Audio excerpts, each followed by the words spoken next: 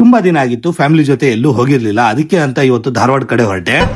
ಇದು ಆಕ್ಚುಲಿ ಚೆನ್ನಾಗಿರೋದು. ಕೆಲವ್ರ ಹತ್ರ ಫ್ಯಾಮಿಲಿ ಕಾರ್ ಇರುತ್ತೆ, ಇಲ್ಲ ಅಂದ್ರೆ ಥಾರ್ ಇರುತ್ತೆ. ನನ್ನ ಹತ್ರ ಕಾರು ಇಲ್ಲ, ಥಾರು ಇಲ್ಲ, ಇರೋದೊಂದೇ ಆಟೋ. ಏನಕ್ಕಂತಂದ್ರೆ ನಾನು ಬಡವ, ದುಡ್ಡಿಲ್ಲ ನನ್ನ ಹತ್ರ.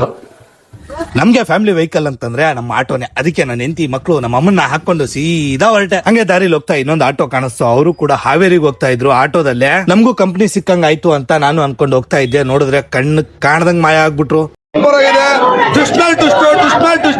ಎರಡನೇ ಭಾಗ ವೇಟ್ ಮಾಡ್ಬೇಕು ನಾವು. ರೋಡಲ್ಲಿ ಹೋಗ್ತಾ ಹೋಟೆಲ್ ಹುಡ್ಕೋ ಟೆನ್ಷನ್ ಇರ್ಲಿಲ್ಲ. ಯಾಕಂತಂದ್ರೆ ಬೆಳಿಗ್ಗೆನೆ ಎದ್ದು ನಮ್ಮಮ್ಮ ಅಡಿಗೆ ಎಲ್ಲ ರೆಡಿ ಮಾಡ್ಕೊಂಡು ಬುತ್ತಿ ಕಟ್ಕೊಂಡು ಬಂದಿದ್ರು. ರೋಡ್ ಸೈಡ್ ಅಲ್ಲಿ ಗಾಡಿ ಹಾಕಿ ಮರದ ನೆರಳಲ್ಲಿ ಚಾಪೆ ಹಾಸಿ ಆರಾಮಾಗಿ ಊಟ ಮಾಡ್ಕೊಂಡು ಕೂತಿದ್ವಿ.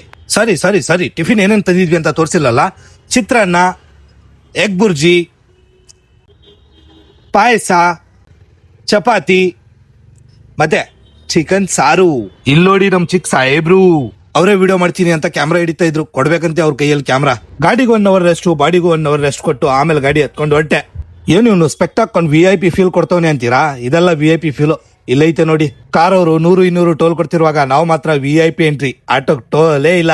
ಆಟೋಗ್ VIP ಎಂಟ್ರಿ ಅಲ್ವಾ, ಅದಕ್ಕೆ ಈ ಫೀಲ್. ಟೋಟಲ್ 3 ಕಡೆ ನಾನು CNG ಹಾಕ್ಸಿರೋದು. 2 ಕಡೆ 97 ರೂಪಾಯಿ ಇದ್ರೆ ಇಲ್ಲಿ ಮಾತ್ರ 92 ರೂಪಾಯಿ ಇತ್ತು CNG ರೇಟ್. ಟೋಟಲ್ ನಾನು 41 ಕಿಲೋಮೀಟರ್ ಜರ್ನಿ ಸೇಫ್ ಆಗಿ ರೀಚ್ ಆಗಿದ್ದೀನಿ. ನೆಕ್ಸ್ಟ್ ವಿಡಿಯೋದಲ್ಲಿ ತಿಳಿಸ್ತೀನಿ ಹೇಗೆ ಹೋಗ್ಬೋದು ಅಂತ.